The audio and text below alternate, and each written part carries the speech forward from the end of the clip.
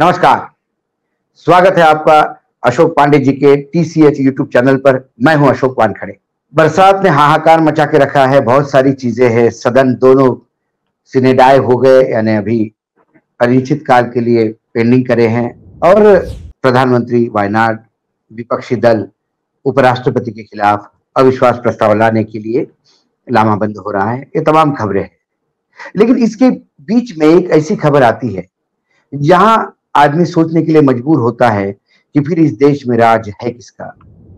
कानून का है, अंधभक्तों का है, या भीड़ का है, या फिर एक विशिष्ट विचारधारा जो अपने आप को हिंदुत्व के कड़वे रक्षक मानते हैं, जिनको हिंदुत्व क्या है ये नहीं समझ में आता, उनका राज चल रहा है। हमारे पड़ोसी देश में, बांग्लादेश में क्या हो रहा है ये बहुत दर्दनाक है।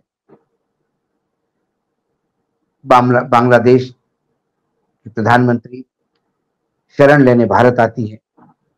अवामी लीग की वहां सरकार थी। शेख हसीना वहां पे प्रधानमंत्री थी। और फिर वहां पे रिजर्वेशन के मामले को लेकर और बयानबाजी को लेकर, छात्रों को, खासकर प्रदर्शनकारियों को गद्दार कहने को लेकर जो एक हंगामा हुआ, और जो छात्र विरोध प्रदर्शन करने लगे, वो विरोध प्रदर्शन इतने बड़े पैमाने पे हो गया, पूरा राष्ट्र रास्ते पे उतर आया, युवा शक्ति रास्ते पे उतर आई, और फिर सत्ताधीशों को भागना पड़ा। अब वहां केयर टेकर गवर्नमेंट है। आर्मी बार बार रिक्वेस्ट कर रही है लोगों को जाने के लिए। उसी बीच वहां पे हिंदुओं पे भयानक अत्याचार हो रहे, मंदिर जलाए जा रहे हैं, और वहां पे लूटे जा रहे हैं, महिलाओं के साथ अभद्र व्यवहार किया जा रहा है। ऐसी बहुत सारी खबरें लगातार मीडिया परोसने लगा,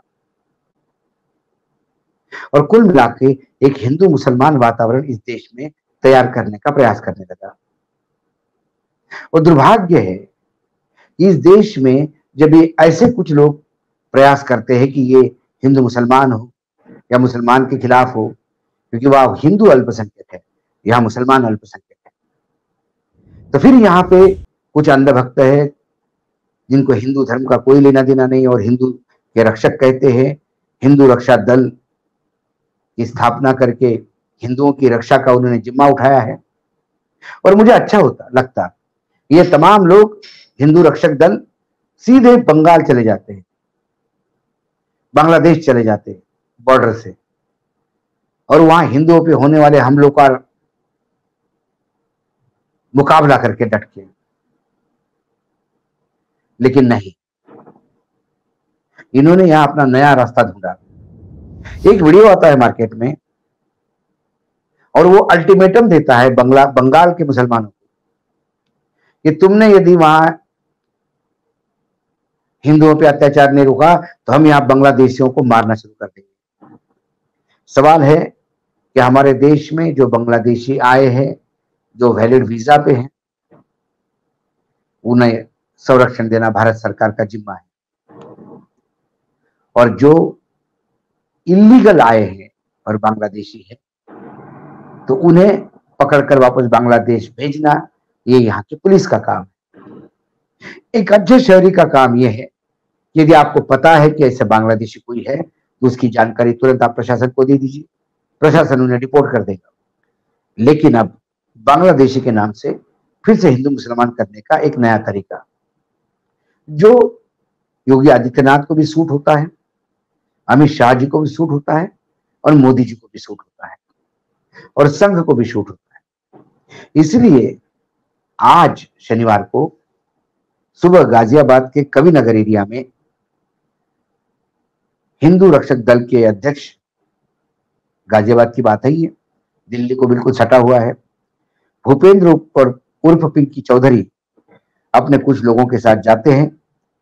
वहां कविनगर, जैसा कि मैंने बोला, एरिया है, वहां पे कुछ झुग्गी झोपड़ियां थी, उनको तोड़ते हैं, उनमें आग लगाते हैं, उन लोगों को लठ से पीटते हैं, और ये सारे फोटोग्राफ्स और वीडियो वायरल हो गए। और फिर वो कहते हैं कि हमने 24 घंटे का अल्टीमेटम दिया था, लेकिन बांग्लादेश में हिंदुओं पे अत्याचार नहीं रुके, इसलिए हमको पता पड़ा कि यहाँ बांग्लादेशी रहते हैं तो हमने जाके मारा। हालांकि फिर लिपापोती में पुलिस ने जो भूपेंद्र उर्फ पिंकी चौधरी के साथ 12 से 20 अज्ञात लोगों का खिलाफ मुकदमा दर्ज किया। बड़ी ग्रेट पुलिस है गाजियाबाद की, उत्तर प्रदेश पुलिस को सैल्यूट करना चाहिए। वीडियो में लोग दिख रहे हैं, फोटोग्राफ में लोग दिख रहे हैं, उनका मुखिया कौन है ये आपने देख लिया। उस मुखिया के नाम से एफआईआर दर्ज होती है, लेकिन उसको पूछ के बाकी लोगों के नाम नहीं डाले आपने, अज्ञात नाम दिए। लेकिन ये कहीं किसी हिंदू के साथ होता तो फिर मुख्यमंत्री वो तमाम मुस्लिम नाम या यादव जैसे नाम आते हैं तो फिर विधानसभा के पटल पे नाम ले लेके बोलते हैं, क्योंकि उन्हें राजनीति के लिए सूट होता है। उन्हें कोई मतलब नहीं कि किस दलित की लड़की या किसी हिंदू लड़की के साथ क्या हुआ। उन्हें इस बात की खुशी है कि एक यादव मिला, 2 मुसलमान मिले और मैं इसे प्रचारित करके हिंदू धर्म का ध्वजवाहक कहलाऊंगा। अजब है, हमारे यहाँ हिंदू धर्म के ध्वज पताका जो है वो हाथ में लेने का अधिकार शंकराचार्यों का है। 4 शंकराचार्य है जो हिंदू धर्म को बार बार परिभाषित करते हैं। लेकिन ये राजनीतिक जो हिंदुत्व के चोले में जो आए हैं, कुछ अनसोशल एलिमेंट, किसी का घर गिराना, किसी का आग लगा देना, किसी को पीटना, ये गुंडों का काम है। एक कुछ गुंडे यदि हिंदू रक्षा दल के नाम से, हिंदू वाहिनी के नाम से, अलग अलग नामों से यदि संगठन करके ये कर रहे हैं और वो लगातार कर रहे हैं, क्योंकि ये जो आज मामला हुआ है 10 तारीख को, उसके पहले 8 अगस्त को दिल्ली के शास्त्री नगर इलाके में वहां झोपड़पट्टी में जाके कुछ युवकों को पीटा और उसमें भी ये बोला गया कि ये बांग्लादेशी है, कोई दक्ष चौधरी है। ये दक्ष चौधरी कोई नया नाम नहीं है। ये दक्ष चौधरी इसलिए करता है क्योंकि उसको मालूम है कि उसका कुछ होने वाला नहीं, कानून जेब में लेके घूमता है मानो। ये दक्ष चौधरी वही है जिसने कन्हैया कुमार को चुनाव के दौरान लपड़ मारा था। ये दक्ष चौधरी वही है जिसने चुनाव के नतीजे आने पे, अयोध्या में बीजेपी की हार होने पे अयोध्या वासियों को गद्दार बोला था। मतलब भाजपा को आप मतदान नहीं दो तो कोई भी ऐरा गैरा न तो खैर आपको गाली देने लगेगा, और सरकार चाहे योगी जी की हो चाहे मोदी जी की हो, आपको संरक्षण देने में विफल हो जाती है। ये लोग बार बार इसलिए करते हैं क्योंकि इन पे कोई कार्यवाही नहीं होती। कार्यवाही इसलिए नहीं होती क्योंकि ये जो करते हैं ये सत्ता पक्ष को कहीं ना कहीं सूट होता है, क्योंकि सत्ता पक्ष के चाहे दिल्ली का हो चाहे यूपी का हो, जो सत्ता में बैठे लोग हैं उनके तरकश में और कोई तीर नहीं विपक्ष के साथ लड़ने के लिए। एक ही हथियार उनके साथ है, वो हिंदू मुसलमान। फिर अमेरिका में किसी हिंदू की किसी मुसलमान द्वारा हत्या होती है तो यहां वो किसी भी मुसलमान को मारेंगे। अब बांग्लादेशी के नाम पे वो जिसको चाहे उसको मार सकते हैं। योगी जी का बुलडोजर ऐसे जगह पे पंक्चर हो जाता है। नहीं तो गरीबों की झोपड़ियां जलाना, उनका सामान जला देना, उनको लठों से मारना, ये वीडियो मार्केट में आने के बाद तो बुलडोजर चल जानी चाहिए थे, लेकिन योगी जी की है, चुप बैठे हैं। नहीं तो मात्र एक लड़की को छेड़ने के चक्कर में योगी जी ने बुलडोजर चला दिए थे।